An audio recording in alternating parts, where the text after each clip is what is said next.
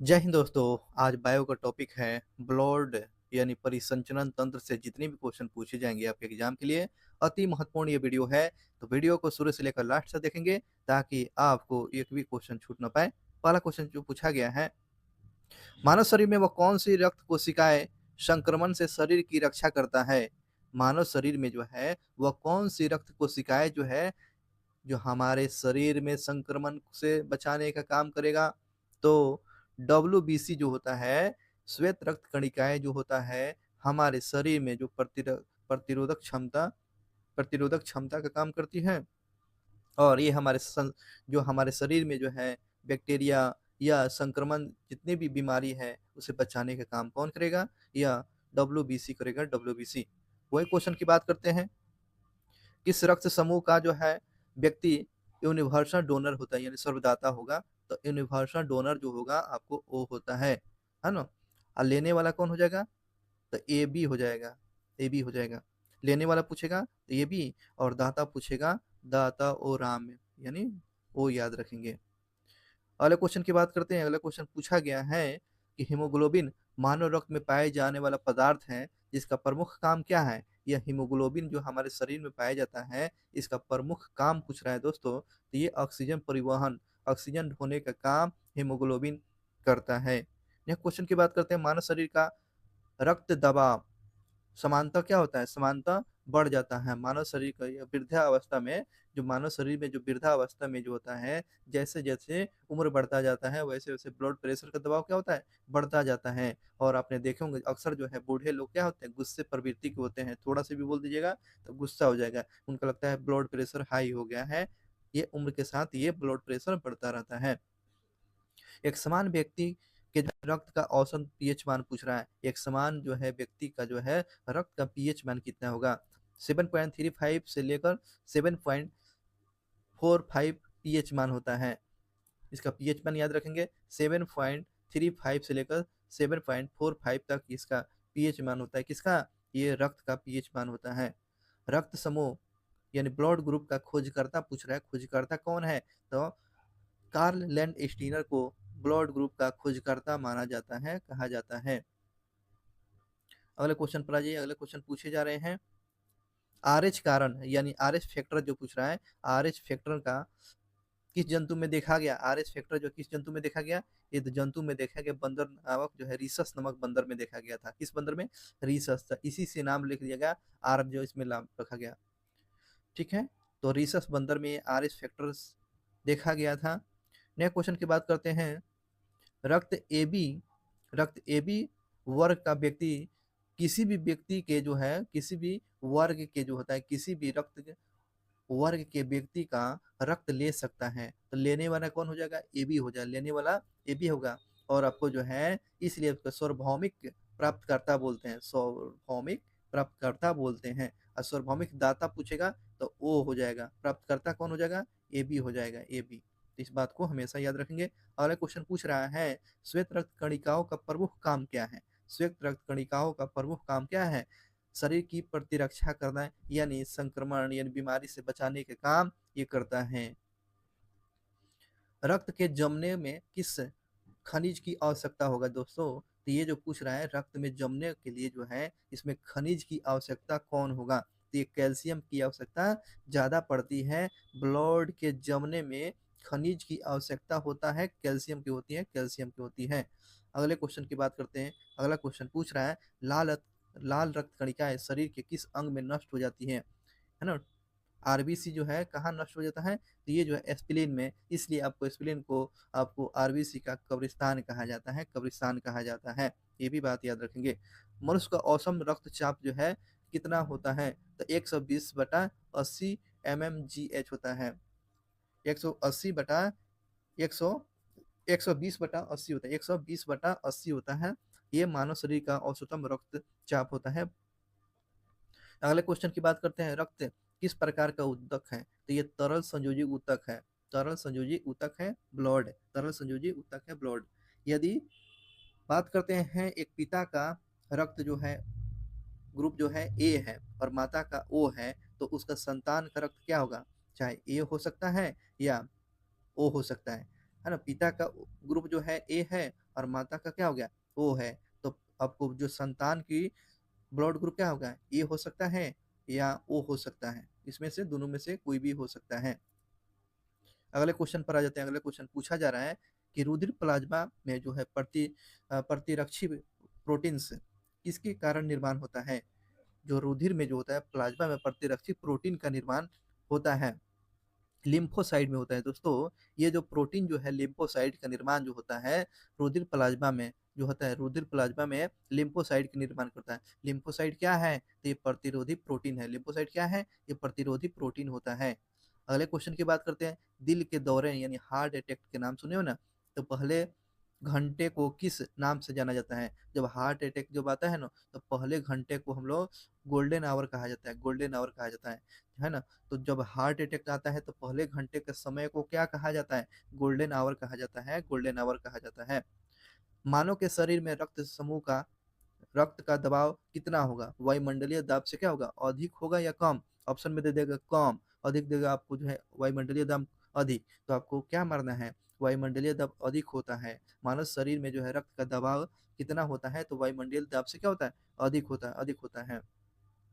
हृदय हृदय के संकुचन से जो धमनियों के दीवार पर पड़ता है, तो हृदय का संकुचन जो होता है किसके, तो धमनियों के दीवार पर ही पड़ता है। यानी आपको जो पंपिंग जो करता है धमनियों के दीवार पर ही पड़ता है। अगले क्वेश्चन की बात करते हैं। अगला क्वेश्चन पूछ रहा है कि रक्त में श्वेत रक्त कणिकाओं की अधिकतम मात्रा में उपस्थित को किस रोग के नाम से जाना जाएगा। यानी मान के चलिए कि ब्लड में जो हो गया आपको डबल मन की व्हाइट ब्लड की ज्यादा मात्रा हो जाती है, इनकी कणिकाएं ज्यादा हो जाती है, श्वेत रक्त कणिकाएं ज्यादा हो जाती हैं, तो किस रोग के नाम से जाना जाएगा। तो ये आपको ल्यूकोमिया के नाम से जाना जाएगा, यानी रक्त कैंसर के नाम से जाना जाएगा। तो आपको याद रखेंगे डब्ल्यूबीसी का जब ज्यादा आपको ब्लड में ज्यादा हो जाएगा तो किस रूप में रोग उत्पन्न हो जाएगा, ल्यूकोमिया। ल्यूकोमिया को ही हम लोग ब्लड कैंसर ही कहते हैं। ल्यूकोमिया रोग किस ब्लड के चलते हैं, तो डब्ल्यूबीसी के चलते, डब्ल्यूबीसी के चलते आपको ल्यूकोमिया यानी ब्लड कैंसर होता है। इंसुलिन नामक हार्मोन का प्रमुख काम रक्त में शर्करा की मात्रा यानी शुगर लेवल का क्या करना है, नियंत्रण करना है। तो क्वेश्चन पूछे जाएंगे ना, तो हमारे शरीर में जो है रक्त में शर्करा की मात्रा को नियंत्रण करने वाला हार्मोन का नाम बताइए। हार्मोन का नाम क्या है, इंसुलिन है। इंसुलिन जो है हार्मोन का प्रमुख का काम क्या है, इंसुलिन हार्मोन का प्रमुख काम क्या है, ये हमारे रक्त में शुगर के लेवल को क्या करना, नियंत्रण करने का काम करती है। अगले क्वेश्चन की बात करते हैं। रक्त में ग्लूकोज का स्तर किसमें व्यक्त किया जाता है। ग्लूकोज का जो ब्लड में जो है ग्लूकोज का मापन किया जाता है, उसको किया जाता है तो मिलीग्राम प्रति डेसी लीटर में, मिलीग्राम प्रति डेसी लीटर में आपको ग्लूकोज का स्तर को व्यक्त किया जाता है। इस बात को याद रखेंगे। अगले क्वेश्चन पर आ जाते हैं। अगले क्वेश्चन पूछ रहा है रक्त का थाका बनने के दौरान होने वाला अभिक्रियाएं, है ना। रक्त का थाका बनने के दौरान होने वाले अभिक्रियाएं कौन कौन से प्रक्रिया से गुजरता है, यानी ब्लड क्लॉटिंग के दौरान बनने वाली कौन सी अभिक्रियाएं होती है। तो बात करते हैं प्रोथ्रोम्बोप्लास्टिन मिलकर आपको प्रोथ्रोम्बिन और कैल्शियम बनता है। तो ये सारा चीज रिएक्शन होने के बाद किस में बदलेगा, थ्रोम्बिन में बनता है, थ्रोम्बिन में। प्रोथ्रोम्बिन प्लास्टिन और प्रोथ्रोम्बिन और कैल्शियम मिलने के बाद किसका अभिक्रिया करेगा, तो थ्रोम्बिन में ये बदल जाएगा, थ्रोम्बिन में। प्रोथ्रोम्बिन प्लास्टिन किस में बदलेगा, तो ये थ्रोम्बिन में बदलेगा। अब बात करते हैं थ्रोम्बिन जो होता है, थ्रोम्बिन और फ्राइबोजेन मिलने के बाद किस में बदलेगा, थ्रोम्बिन और फ्राइबोजेन मिलने के बाद फ्राइब्रिन में बनेगा, फाइब्रिन में बनेगा। ठीक है, अगले क्वेश्चन पर बात करते हैं। फ्राइबिन और रुधिराणु फ्राइबिन और रुधिराणु जो है रक्त का थाका बनाता है। फ्राइबिन और रुधिराणु किसका अभिक्रिया करेगा, रक्त का थाका बनाने में ये काम आता है। अगले क्वेश्चन पर आ जाते हैं। जैविक प्रक्रिया को तेज करने में कौन सा पदार्थ उत्तरदायी होता है, तो इंजाइम होता है। तो ये जैविक प्रतिक्रिया को तेज करने में किस पदार्थ की उत्तरदायी होती है, तो ये इंजाइम की होती है, इंजाइम की। अगले क्वेश्चन पर आ जाइए। प्रतिजन एंटीजन एक ऐसा पदार्थ है एंटीजन एक ऐसा पदार्थ है जो प्रतिरक्षी एंटीजन एक ऐसा पदार्थ है जो प्रतिरक्षी या एंटीबॉडी का निर्माण को उत्तेजित करता है। और इसकी प्रमुख विशेषता प्रतिरोधियों का निर्माण को क्या करना, प्रेरित करना है। प्रतिरोधियों को क्या करना, इसको प्रेरित करना है। इस बात को याद रखेंगे। रक्त को हृदय तक पहुंचाने वाली धमनी को क्या कहलाता है, रक्त को हृदय तक पहुंचाने वाली धमनी को क्या कहेंगे? धमनी, हृदय धमनी कहेंगे, हृदय धमनी कहेंगे। रक्त को हृदय तक पहुंचाने वाली धमनी को क्या कहेंगे? हृदय धमनियां कहा जाएगा, हृदय धमनियां कहेंगे। अगले क्वेश्चन की बात करते हैं, आरबीसी का प्रमुख काम क्या है? अस्थि मज्जा में होता है। आरबीसी का प्रमुख काम क्या है? अस्थि मज्जा में होता है। आरबीसी का प्रमुखता कहाँ बनता है? प्रमुखता कहाँ बनता है? काम नहीं, ये बनता है कहाँ पर? बनता है आपको अस्थि मज्जा में, यानी बोन मैरो में आपको आरबीसी का निर्माण होता है। बोन मैरो में कहाँ निर्माण होता है? आरबीसी का बोन मैरो में इसका निर्माण होता है। अगले क्वेश्चन की बात करते हैं, प्लाज्मा में पानी पूछ रहा है, पानी की मात्रा यानी जल का मात्रा कितना? प्लाज्मा में जल की मात्रा 90%। प्लाज्मा में जल की मात्रा कितना? 90%। स्टार्च के जल अपघटन से कौन सा एंजाइम बनता है? स्टार्च के जल अपघटन से कौन सा एंजाइम का निर्माण होगा? एमाइलेज का निर्माण होगा। स्टार्च के जल अपघटन से एंजाइम का निर्माण होता है, उस एंजाइम को क्या बना? एमाइलेज होगा, एमाइलेज का निर्माण होगा, एमाइलेज का। रक्त कथा का यानी ब्लड क्लोटिंग में फ्राइबोजेन का फ्राइबिन फ्राइबिन में परिवर्तन थ्रोम्बिन का एंजाइम के कारण होता है। ये तो ऊपर वाला मैंने बताया हुआ था, आपने देखा हुआ था। आगे बात करते हैं, हृदय की धड़कन जो है, हार्ट बीट का नियंत्रण करने की प्रमुख भूमिका किसका होती है? तो ये सोडियम की होती है। हार्ट बीट को जो होता है ना, हृदय की धड़कन को नियंत्रण करने में किसकी भूमिका होती है? तो सोडियम की होती है, सोडियम की होती है। इस बात को याद रखें, सोडियम की होती है। अगले क्वेश्चन पर आ जाते हैं, एंजाइम एक प्रकार है, एंजाइम एक क्या प्रकार है? तो आपको याद रखेंगे, जैव उत्प्रेरक है, जैव उत्प्रेरक, बायोकैटालाइज है, बायोकैटालाइज। एंजाइम में क्या है? बायो उत्प्रेरक है, जो बायो उत्प्रेरक है। अगले क्वेश्चन, एक हृदय या हृदय गति की एक आवृत्ति में लगभग कितना समय लगता है? तो ये आपको हृदय धड़कन, एक हृदय धड़कन, धड़कन और हृदय गति की एक आवृत्ति में कितना समय लगता है? आपको 0.8 सेकंड, 0.8 सेकंड का समय लगता है। एक धड़कन यानी हृदय गति की एक आवृत्ति में कितना समय लगता है? 0.8 सेकंड का समय लगता है। एक धड़कन में कितना? 0.8 सेकंड। या 72 बार तो समय धड़कता ही एक मिनट में। आगे बढ़ते हैं, दाब, रक्त दाब का नियंत्रण किस ग्रंथि के द्वारा होता है? यानी ब्लड प्रेशर का नियंत्रण किस ग्रंथि से पूछ रहा है? एंड्रिलियन ग्रंथि से होता है। एंड्रिलियन ग्रंथि यानी अधिवृक्क ग्रंथि से आपको ब्लड में जो होता है ब्लड प्रेशर का नियंत्रण आपको किस ग्रंथि से? एंड्रिलियन ग्रंथि से होता है, एंड्रिलियन ग्रंथि से होता है। इस बात को याद रखेंगे। अगले क्वेश्चन पर आ जाइएगा, अधिक ऊंचाई पर जाने पर मानव शरीर में जो है लाल रक्त कणिकाओं की संख्या पर क्या प्रभाव पड़ेगा? अधिक ऊंचाई पर अगर हम जाएंगे तो मानव शरीर में जो लाल रक्त कणिकाओं की संख्या पर क्या प्रभाव पड़ेगा? लाल रक्त कणिकाओं की संख्या में क्या होगी? वृद्धि हो जाती है। और ये भी क्वेश्चन पूछ लेता है कि पहाड़ों पर रहने वाले लोगों में क्या किसकी वृद्धि रहती है? तो लाल रक्त कणिकाओं की संख्या में वृद्धि। अगले क्वेश्चन की बात करते हैं, पूछा गया है कि एनीमिया रोग किस पोषक तत्व की कमी के कारण होता है? तो आपको याद रखेंगे, तो फोलिक एसिड के चलते आपको एनीमिया रोग किस पोषक तत्व की कमी से होता है? फोलिक एसिड की कमी से आपको ये पोषक तत्व पूछ रहा है, एनीमिया। आपको रक्त के जो होता है, रक्त की कमी को एनीमिया कहते हैं। और आपको जो है सबसे अच्छा इसका स्रोत क्या? पालक होता है, पालक। लेकिन पूछ रहा है इसमें पोषक तत्व का नाम पूछ रहा है, फोलिक एसिड जो होता है, फोलिक एसिड से जो होता है आपको एनीमिया, जो पोषक तत्व की कमी हो जाएगी, तो आपको ब्लड कम हो जाएगा फोलिक एसिड के चलते।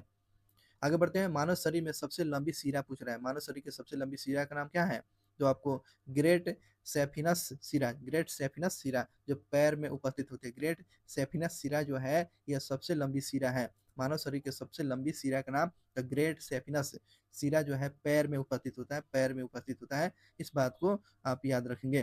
क्वेश्चन की बात करते हैं, अगला क्वेश्चन देखेंगे, श्वेत रक्त कणिकाओं की संख्या कितनी होने पर जो है आपको रक्त कैंसर यानी ब्लड कैंसर हो सकता है? आपको बताना है कि WBC की कितने कणिका होने पर जो है ल्यूकोमिया यानी ब्लड कैंसर हो सकता है? तो आपको 12,000 पर सीसी, 12,000 पर सीसी से अधिक हो गया, 12,000 पर सीसी से अधिक हो जाएगा तो ब्लड कैंसर हो जाएगा, ब्लड कैंसर। और ब्लड कैंसर के ल्यूकोमिया के नाम से जानते हैं। रक्त दाब के उपचार के लिए पौधे का प्रयोग किया जाता है, किस पौधे का प्रयोग किया जाएगा? सर्पगंधा को जो है रक्त दबाव, रक्त प्रेशर यानी ब्लड प्रेशर को जो है ब्लड प्रेशर को उपचार करने के लिए किस पौधे को प्रयोग किया जाता है? सर्पगंधा का उपयोग किया जाता है, सर्पगंधा को। मानव शरीर की सबसे बड़ी धमनी पूछ रहा है, सबसे बड़ी धमनी का नाम क्या?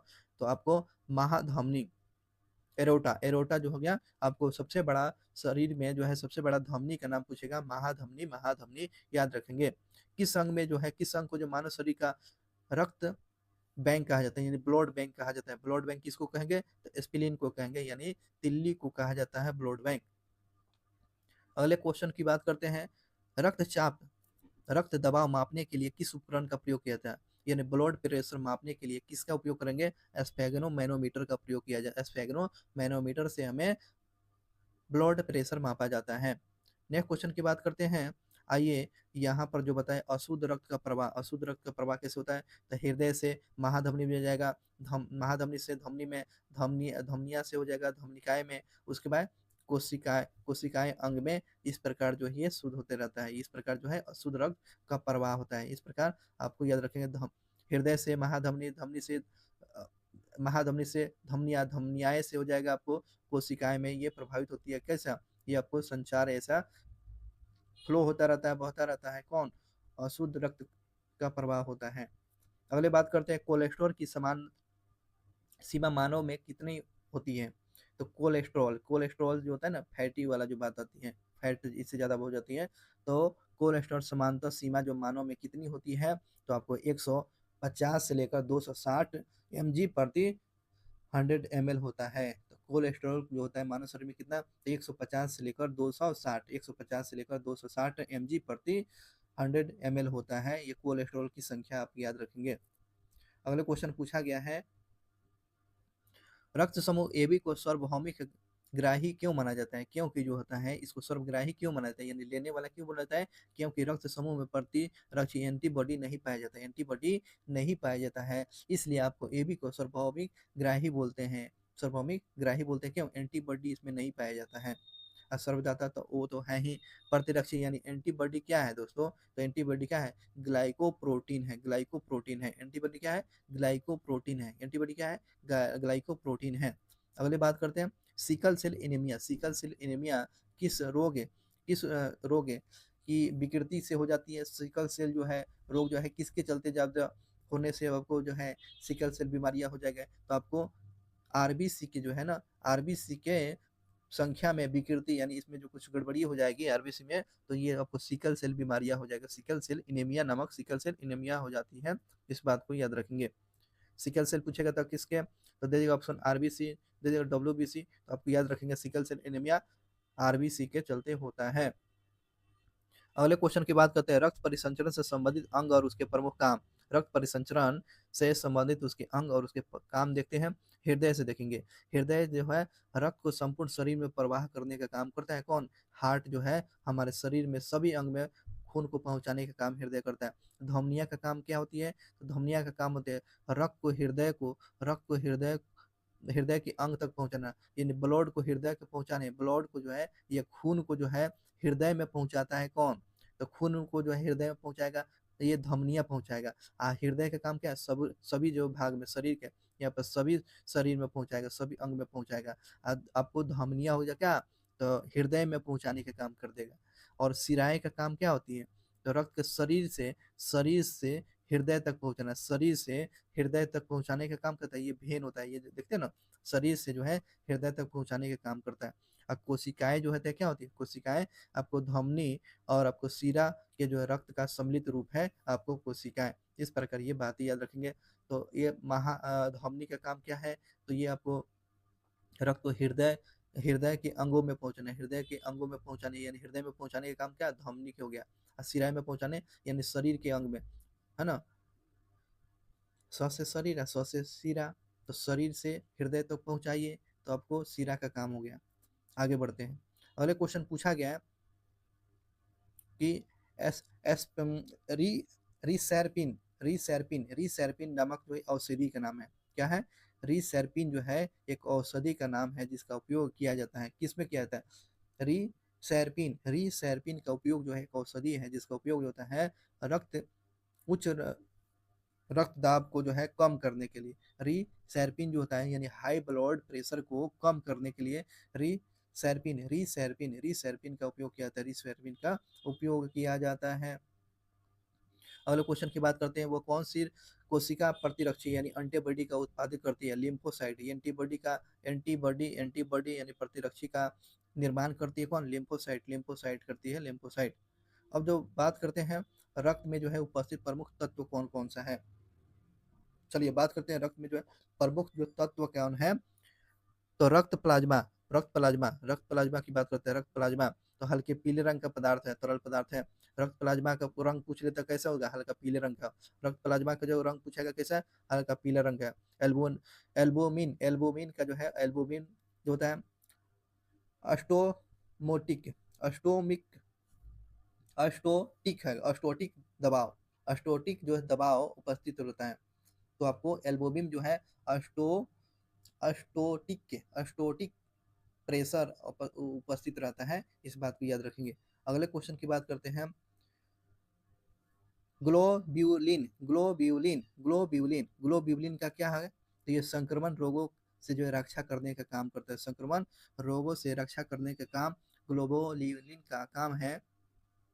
फ्राइबोजेन जो होता है, फ्राइबोजेन का क्या काम है? फ्राइबोजेन यानी रक्त का स्कंदन करता है। फ्राइबोजेन क्या होता है? फ्राइबोजेन जो है रक्त का स्कंदन करने में प्रमुख ये काम है। चलिए अगले क्वेश्चन पर आ जाइए। कणिका विहीन तरल का कणिका विहीन रक्त का तरल भाग क्या कहलाता है? प्लाज्मा कहलाता है। कणिका विहीन तरल का रक्त का तरल भाग को क्या कहा जाएगा? तो आपको प्लाज्मा कहा जाएगा, प्लाज्मा कहा जाएगा। अगले क्वेश्चन पर आइए। अगले क्वेश्चन पूछा जा रहा है, यदि दो जनकों है ना, दो पेरेंट्स का रुधिर जो होता है ए बी हो, दो पेरेंट का जो है रुधिर ए बी हो, तो उनके बच्चे का जो संभावित ब्लड क्या होगा? चाहे ए हो सकता है, बी हो सकता है, या ए बी हो सकता है। यदि दोनों माता पिता का जो पेरेंट्स का जो होता है ब्लड ग्रुप क्या ए बी है, तो उसका बच्चे का भी क्या होगा? ए हो सकता है, बी हो सकता है, या ए बी हो सकता है ब्लड ग्रुप। एक स्वस्थ मनुष्य के रक्त में जो प्लेटलेट्सों की संख्या पूछ रहा है, एक स्वस्थ मनुष्य में जो है प्लेटलेट्सों की संख्या होता है 1.5 लाख से लेकर 4.5 लाख होता है। 1.5 लाख से लेकर 4.5 लाख जो होता है प्लेटलेट्सों की संख्या होती है ना। और इस बार एड्स में जो आपको कितना हो जाता है? तो 80,000 हो जाता है। आप तो समझ सकते हैं, इसलिए आपको जो है बड़ा दिक्कत हो जाती है। आगे बढ़ते हैं। एक वयस्क मनुष्य में के जो रक्त में प्रति 100 मिलीमीटर में हीमोग्लोबिन की मात्रा कितनी होगी? तो आपको हीमोग्लोबिन की मात्रा बात करते हैं। हीमोग्लोबिन की मात्रा होगा आपको 14.5 ग्राम होगा। एक स्वस्थ मनुष्य में जो है रक्त में जो हीमोग्लोबिन की मात्रा कितना होगा? तो 14.5 ग्राम होगा। 14.5 ग्राम हीमोग्लोबिन होगा। अगले क्वेश्चन की बात करते हैं, पेप्सिन ट्रेप्सिन और टाइलिन। पेप्सिन ट्रेप्सिन टाइलिन ये क्या है? ये तीनों क्या है? एक इंजाइम है, पाचक इंजाइम। ट्रेप्सिन हो गया, पेप्सिन हो गया, ट्राइलिन हो गया, ये सब क्या है? पाचक इंजाइम है। ये बात याद रखेंगे। अगला क्वेश्चन देखेंगे यहाँ पर डायग्राम जो बताया गया है कि माता पिता के जो है रक्त समूह के आधार पर बच्चों के संभावित रक्त समूह बताया गया है। यानी ब्लड ग्रुप की बात करते हैं समूह में, उसके बाद संभावित जो कैसे हो सकता है, असंभावित में हो सकता है। तो आपको जो है समूह की बात करते हैं, यदि माता पिता का ब्लड ग्रुप ओ है, तो आपको संभावित रक्त समूह क्या होगा? ओ हो सकता है। असंभावित आपको जो है असंभावित में क्या होगा? ए बी ए बी नहीं हो सकता है, ये तो हो ही नहीं सकता है। और माता पिता का जो ब्लड ग्रुप ओ और ए है, तो बच्चा में संभावित क्या? ओ ए ही होगा, ओ और ए ही होगा। बी और ए बी नहीं हो सकता, बी और ए बी नहीं हो सकता है। और माता पिता का ब्लड ग्रुप ओ और बी है, तो ओ और बी ही होगा। आपको जो असंभावित में ए और बी नहीं हो सकता है। उसके बाद बात करते हैं, ओ और ए बी माता पिता का ब्लड ग्रुप है, तो बच्चा में क्या होगा? ए बी हो सकता है, ए बी होगा, लेकिन ओ और ए बी नहीं हो सकता है। बात करते हैं माता पिता का ब्लड ग्रुप ए है, तो बच्चे में क्या हो सकता है? ए और ओ हो सकता है, ए और ओ हो सकता है, लेकिन बी और ए बी नहीं हो सकता है। और माता पिता में ए और बी है, तो आपको ब्लड ग्रुप जो है बच्चों में ए बी ओ और ए बी हो सकता है। ए बी माता पिता का जो ए बी हो सकता है, तो इसमें ब्लड ग्रुप आपको सभी हो सकता है। इसमें असंभावित में कोई नहीं। तो देख रहे हैं सारा चीज हो ही गया, तो आपको असंभावित वाला तो बात नहीं है। चलिए आपको बात आगे करते हैं। और माता पिता में जो होता है ए और ए बी है, तो बच्चों में है ए बी और ए बी हो सकता है, ओ भी ओ नहीं हो सकता है। माता पिता में अगर ओ ए बी और जो है बी और बी है, तो बच्चा में बी और ओ हो सकता है, लेकिन ए और ए बी नहीं हो सकता है। माता पिता में बात करते हैं बी और ए बी है, तो बच्चों में आपको ए बी और ए बी हो सकता है, लेकिन ओ नहीं हो सकता है। और माता पिता में ए बी और ए बी है दोनों में, तो आपको बच्चा में ए बी और ए बी हो सकता है, ओ नहीं हो सकता है। देख रहे हैं ना, जॉन दिख रहा है ना, तो टोनी हो सकता है। जो दिख रहा है ना, जो आपको दिख रहा है वही हो सकता है, इसमें से दोनों में से कोई हो सकता है। लेकिन जॉन ब्लड ग्रुप नहीं दिखता है, वो नहीं होगा। आपको सिंपल सी बात को याद रखेंगे, याद करने का तरीका है। आगे बढ़ते हैं, अगला क्वेश्चन पूछ रहा है कि समान रूप से लाल रक्त कणिकाएं की आयु कितनी होती है। तो लाल रक्त कणिकाएं की उम्र पूछ रहा है, कितने दिन तक जीवित रहता है। तो 100 से लेकर आपको 120 दिन, 100 से लेकर 120 दिन तक ये लाल रक्त कणिकाएं जीवित रहती हैं। रक्त में ग्लूकोज की मात्रा में वृद्धि को क्या कहा जाएगा। हाइपरग्लाइसेमिया कहेंगे, हाइपरग्लाइसेमिया कहेंगे। रक्त में जो होता है और ग्लूकोज की मात्रा बढ़ जाती है, तो उसको क्या कहा जाए, हाइपरग्लाइसेमिया ग्लाइसेमिया कहा जाएगा, ग्लाइसेमिया कहा जाएगा। अगले क्वेश्चन पर आ जाते हैं। देखेंगे रक्त से संबंधित समस्याएं आ जाती हैं, जैसे कि उच्च रक्तदाब की बात करते हैं, तो इसको कौन सी समस्या हो जाएगा, यानी हाई ब्लड प्रेशर को हाइपरटेंशन कहेंगे, हाइपरटेंशन, है ना। हाइपरटेंशन, टेंशन में क्या होता है, उच्च रक्त जो है दाब बढ़ जाता है। और निम्न दाब की बात करते हैं, निम्न दाब, है ना, निम्न दाब, तो हाइपर पोटेंशन कहेंगे। निम्न दाब को क्या कहेंगे, हाइपर पोटेंशन कहा जाएगा। हीमोफीलिया क्या हो गया, तो यानी आघात, यानी आपको रक्त की कमी। हीमोफीलिया जो होता है आपको आघात, यानी आपको ब्लड क्लॉटिंग नहीं हो पाएगा। और आपको क्या हो गया, हीमोफीलिया। हीमोफीलिया जो होता है क्या होता है, आपको जो कहीं कट गया तो आपको जो ब्लड क्लॉटिंग नहीं होगा, ठीक है ना। इसको रॉयल डिजीज बोले, रॉयल वाला बीमारी, यानी एलिजाबेथ में इसको बीमारी देखा गया था, शाही बीमारी के नाम से बोलते हैं। अरक्तता यानी हीमोग्लोबिन की कमी, अरक्तता आपको हीमोग्लोबिन की कमी से होती है, जो खून की कमी हो जाती है। तो ये आपको जो है, आपको रक्त से संबंधित समस्या से संबंधित जितने भी क्वेश्चन था हो गया। तो ये ब्लड ग्रुप यानी ब्लड से संबंधित, यानी ब्लड से जितने भी क्वेश्चन पूछे गए थे इस वीडियो में कवर कर लिया गया। नेक्स्ट वीडियो क्लास जो होगा दोस्तों, अंतःस्रावित ग्रंथियां और हार्मोन के बारे में जानकारी होगा। इसलिए चैनल पर पहली बार जुड़े हैं, चैनल को सब्सक्राइब कर लें, ताकि आपको इन्फॉर्मेशन वीडियो मिलता रहेगा। तब तक के लिए नए वीडियो का इंतजार करेंगे। अंतःस्रावित ग्रंथियां, हार्मोन का टॉपिक शुरू होगा।